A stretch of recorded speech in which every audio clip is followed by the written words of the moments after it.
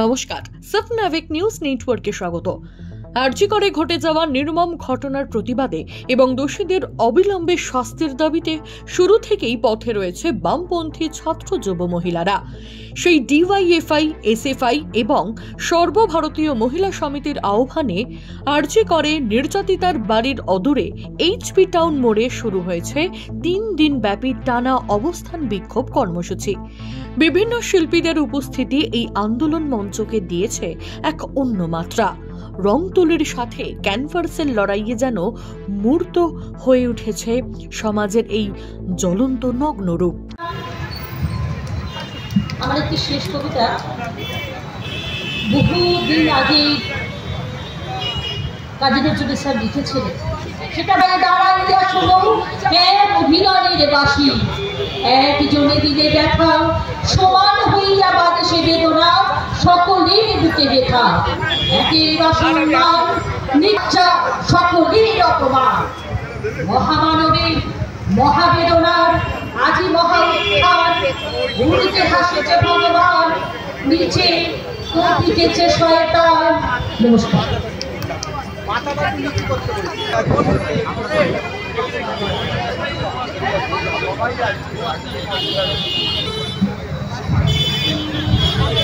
সাম্প্রতিক অতীতে যে ঘটনা ঘটে গেছে, ভয়ঙ্কর ঘটনা।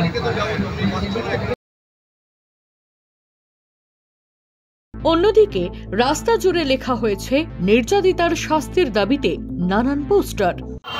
সেই তোমরাই শস্য নিয়ে রাহাজানি করো, আর আমার সপ্তাহে থাকে উপবাসী, তোমাদের লজ্জা করে চলছে। গতকাল আমরা এই সভা শুরু করেছি, আজকে পুরো থেকে আমাদের আগামীকাল সন্ধ্যেবেলায় আমরা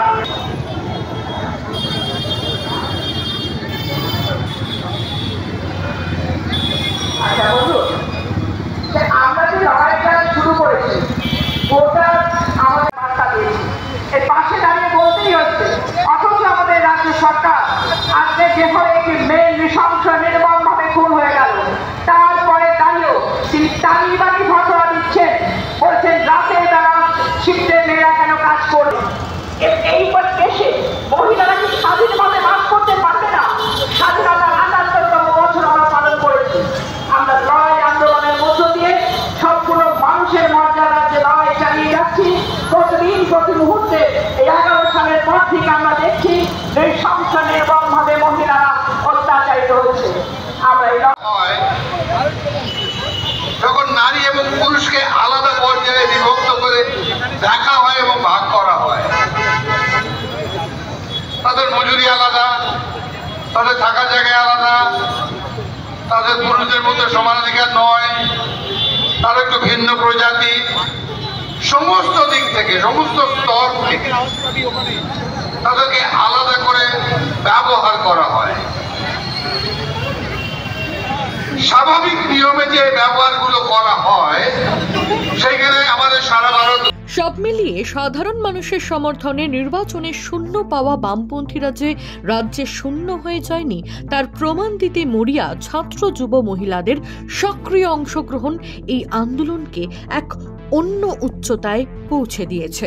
আর ছাত্র নেতা সৃজন ভট্টাচার্য এদিন অবস্থান মঞ্চ থেকে পরিষ্কার জানিয়ে দিলেন, নির্যাতিতার শাস্তির দাবি তাদের প্রধান দাবি।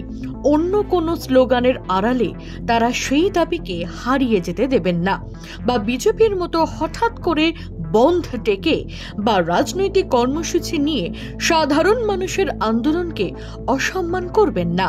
এটাই তো আমরা বলতে চাইছি যে যা আন্দোলন মূল দাবিটা যেন থাকে জাস্টিস ফর আরজি কর। অন্য কোনো কথাকে মূল দাবি করে ফেললে বিচারের বাণী নীরবে নিভৃতে কাঁদবে, পিছনে চলে যাবে, এটা যেন না হয়। কেন পুলিশ প্রথমে বললো, কেন টাকা পয়সা দিয়ে সেটেল করতে চাইলো পরিবারের লোকের সাথে? এই পানিহাটির বিধায়ক, তার ছেলে, একটা ওয়ার্ডের কাউন্সিলর, এরা সবাই মিলে কেন পরিবারকে চাপে রেখে তাড়াতাড়ি সেদিন শবদেহ দাহ করে দিল?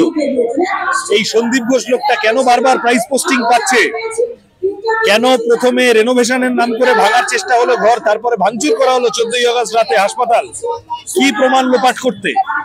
সঞ্জয়কে বলির পাঠা করা হচ্ছে কিনা? অনেক প্রশ্ন আছে। এই প্রশ্নগুলো সামনে রেখে মানুষ লড়াই করুন। কেউ কেউ চাইছে এখান থেকে ক্ষুদ্র রাজনৈতিক স্বার্থ বের করতে, বিজেপির মতো। ওইসবের ফাঁদে পা না দিয়ে মানুষ নিজের মতো করে লড়াই করুন। আমরা সংহতিতে আছি। এই ছাত্র সমাজ ছিল, ছাত্র সমাজ তো ছিল না। একটা লোক দেখলাম ভাইরাল হয়েছে, সে পুলিশকে বলছে চুরি পরে বসে থাকো। নারীদের আন্দোলন, নারীদের স্বাধীনতা, নারীদের অধিকারের জন্য সমস্তটা হচ্ছে। সেখানে নেমে একটা লোক নারীদের প্রতি অবমাননাকর কথা বলে আন্দোলন করছে। তার মানে সে বা তাকে যারা পাঠিয়েছে তারা আন্দোলনের বেসিকটার সাথে আত্মস্থবোধ করে উঠতে পারেনি, আন্দোলনের স্পিরিটটাই সে ধরতে পারেনি। সে ভেবেছে এইটা তৃণমূল বিজেপি খেলার জন্য সে গেছে। আমরা চাইছি তৃণমূল বিজেপি এইসবের মধ্যে না ঢুকে মানুষের মতো লড়াই করছেন। আমরা সংহতিতে আছি। সেই দিন বামপন্থী ছাত্র যুবরা যদি মরদেহ আটকানোর চেষ্টা না করতো, তাহলে তো এটা বড় লোকজন জানতো না, হইচই হতো না। যা হচ্ছে, আমরা সাধারণ মানুষের আন্দোলনের সাথে আছি। বিজেপি ক্ষীর খেতে এসছে, ক্ষীর খাওয়া আন্দোলনকে ছোট করে দেবে এবং তৃণমূলের সুবিধা করে দেবে, আর কিছু হবে না।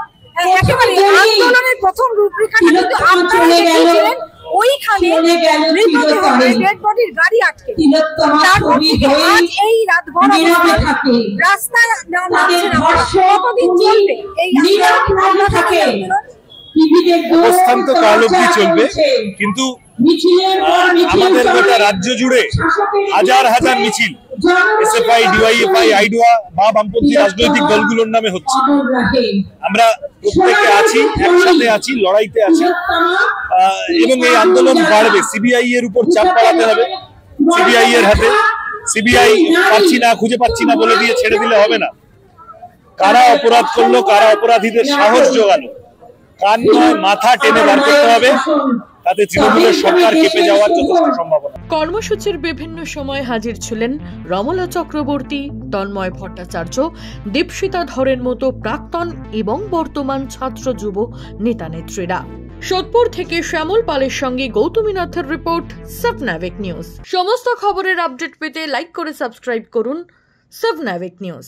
সেই সঙ্গে বেল বাটন প্রেস করতে ভুলবেন না। আপনাদের একটা সাবস্ক্রিপশন আমাদের জন্য অত্যন্ত মূল্যবান। জয় হিন্দ।